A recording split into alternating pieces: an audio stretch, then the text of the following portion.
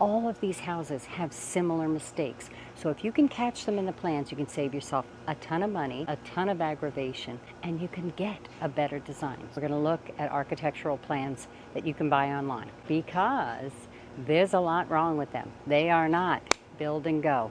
From a tiny, tiny little house, small, medium, and large, to a McMansion where you can lose your kids and your Wi-Fi. In this video, we're going to look at a tiny house, a small house, and we're also going to look at a medium-sized house, 1,500 to 2,000 square feet. When you are buying these plans, they'll give you a pricing sheet, and you can see PDF set, 5 copies, and a PDF unlimited. Do not spend on all these sets of hard copies when you're gonna make changes. We're gonna go through some of the mistakes that I see, common, easy mistakes that you may have in your plan so that you can look critically at what you have, make changes before they build it. First up, we've got the tiny house. For all of you that want to move to the woods, drive a Subaru, and wear Birkenstocks for the rest of your life. Here we go. Let's take a look at this house. It's a cute little cottage on this version. The interior, lovely 3D rendering of the bedroom. You see a window here. There's the window. There it is in the plan. The bed is right here, and the closet, and where the picture is taken, you're standing over here, looking into the room. Here's the kitchen, and you can see they've got 3 pendants, fan, and some recessed lights lighting the path. Looks like there's one lighting over the sink. You can see they've got outlets here on the side of the island. That might be a problem. And if you're wondering about that, you can go watch my video about the new code changes and outlets in your island. So let's take a look at this plan. It's a 1-bedroom. It's really hard to screw up. There's not a lot of room. So let's take a look at what we could do here. 634 square feet. It's a tiny little house, a 1-bedroom fishing cottage, something like that. As I said, this is a small space and there's not much to screw up. They've got an L-shaped kitchen. You see the sink, dish, the oven here, and the fridge here. It works. We've got a mudroom with a washer dryer and a coat closet, a bathroom with pocket doors so that guests and the homeowner can use the bathroom. Closet, living room, 13. Really, there's not much else to improve on here. A tiny house that's a little less tiny. This one's about 1,200 square feet. You can see the floor plan here. It's got a living room, a vaulted ceiling. We've got an L-shaped kitchen with an island, the back door here.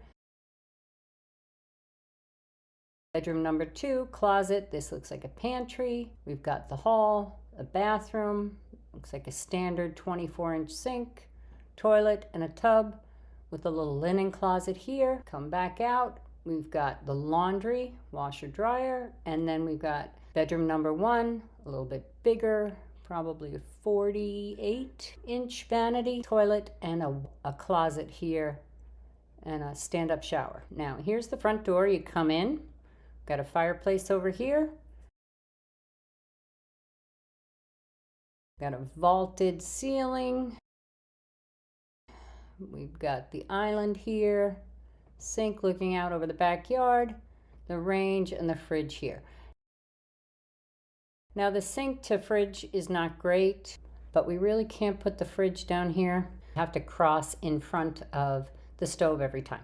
Now it's not a tremendous distance, but if someone were cooking here and someone else were prepping, they're walking behind each other. It's not great. Ideally, you want the sink and the fridge to be closer than the sink and the stove, or the fridge and the stove. With that in mind, I might switch and I might recess the fridge in here and put the pantry over here. Simple flip. It makes it easy if you're hanging out outside, you want to come and get a drink out of the fridge, you're in the living room, you don't interrupt the cook over here. It's missing a coat closet. So aside from the kitchen layout tweak, this really is an island and that's it. So I would get seating on 2 sides because you really don't have room for a dining room and a living room unless you want to squeeze both ends. Living room, dining room area is 16, 8 by 18 with a vaulted ceiling. It's going to feel big, but it's not going to accommodate a full living room and a full-size dining table. I might think about making this island just a bit bigger so that I could sit around it. 2 seats down here. The kitchen is what, 16.8, so it's probably 13.4 this way, which means 2 feet gone for the cabinetry depth. So 2 feet here. Let's say they left 3.5. We'd like to leave 4. Let's call it 4 just for easy math. 6 feet, and if this looks like a 6-foot island, 6 and 6, 13, that would be just about right, because here's our 13. That would give you seating for 5 at the island. You could do a small table, but I would prefer to see this just as a living room and have this be an eat-in island. You've got the room from here to here. The kitchen is 16.8 by 13, so 16.8 is this way, so we lose 6.9, so we've got, what, 7 or 8 feet over here. That's generous, you know, if you have stools here. So you might want to increase the depth of the island, make it 5 feet. So cabinets on both sides for additional storage, and then the overhang. That's still going to leave you 6 feet to walk behind. That's generous to get into the newly relocated fridge. And that'll give you more seating around the island. Maybe you could get six smaller stools. Okay, living, dining. Like I said, I wouldn't try and jam a dining table in here. It's a 2-bedroom house. If you want a small table, But first, let's talk about the flow. When you come in the front door and you're coming through the house, I'm coming to my bedroom, I'm going straight to the kitchen, or I'm going to the living room, going to the back bedroom. Those are your paths. They're all right here, which means you're going to have to leave this clear, and the sofa comes in somewhere over here. If you flip the front door and put it over here in front of the fireplace, and then we've got windows. Anyway, we don't put furniture here, so might as well make it a pathway.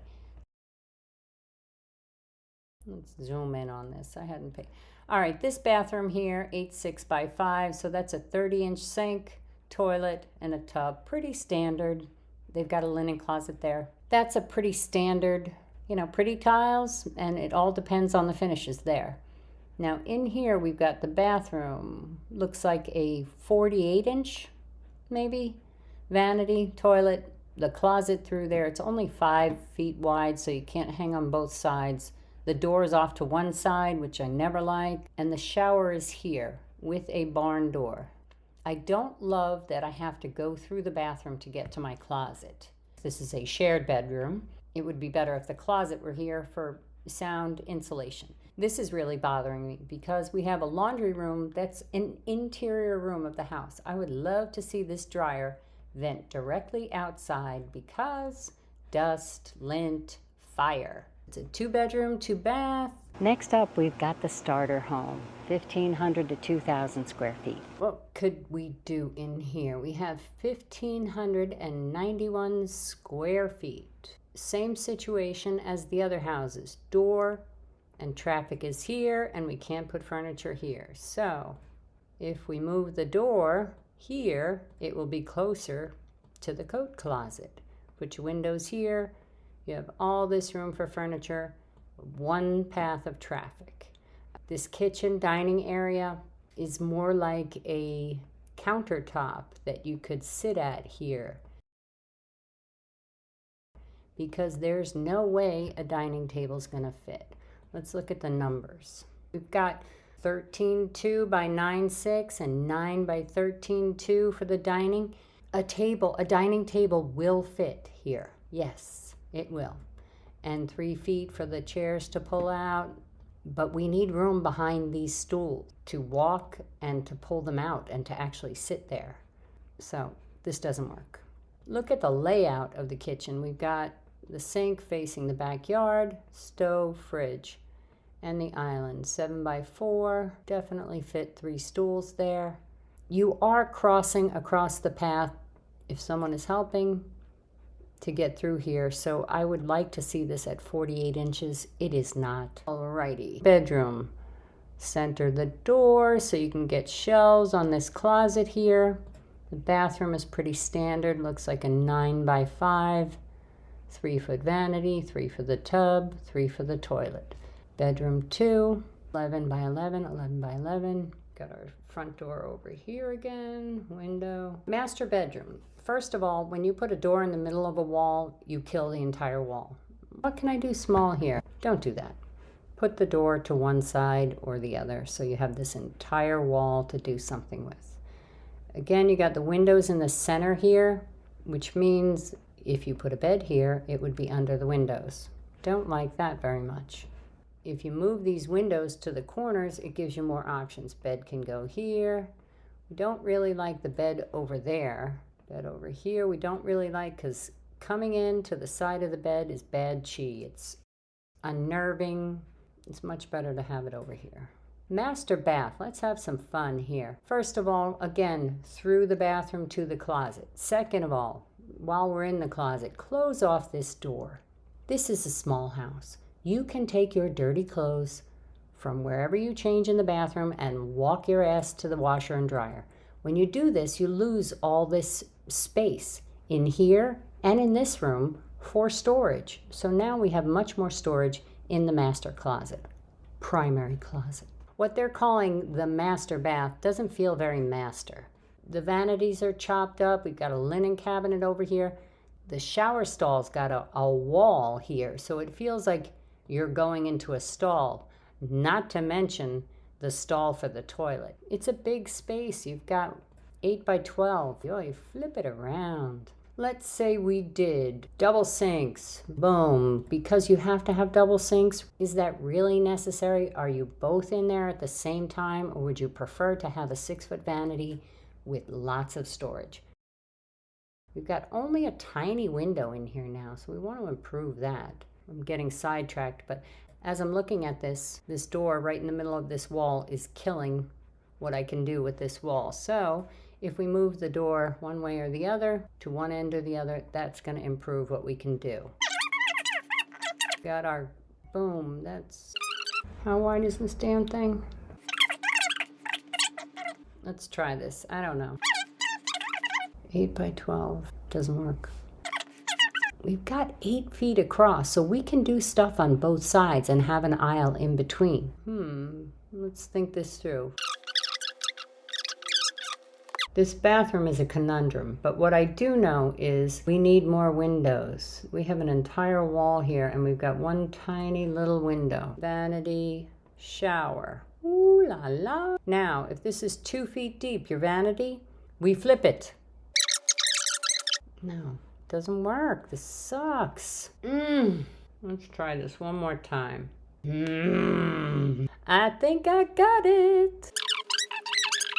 That's going to leave you 4 feet to dance in the middle. A nice long vanity, maybe another window. Wouldn't that be lovely? That works.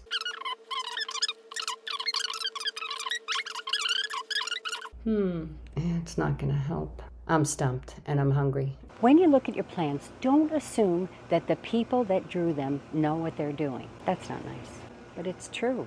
I mean, check everything. Check every inch. Check every window location. Check the way the doors swing. If you want your plans to be right, if you want less mistakes, less changes, which cost a lot of money in construction, then make sure your plans are right. Look at them, study them. You will find mistakes, I guarantee it. I enjoy picking these plans apart. It's a lot of fun to find mistakes. But when this is your house, this is serious business. You can't buy these plans and take them to the builder and get them done. If you do, the house won't suit you. After that, it's on to the larger homes, 2,000 to 3,000 square feet. And then the Mac Daddy of them all, the McMansions, the super huge, oh my gosh, shame on you Americans for your excess. Stay tuned, subscribe. Thanks so much for watching. See you next time.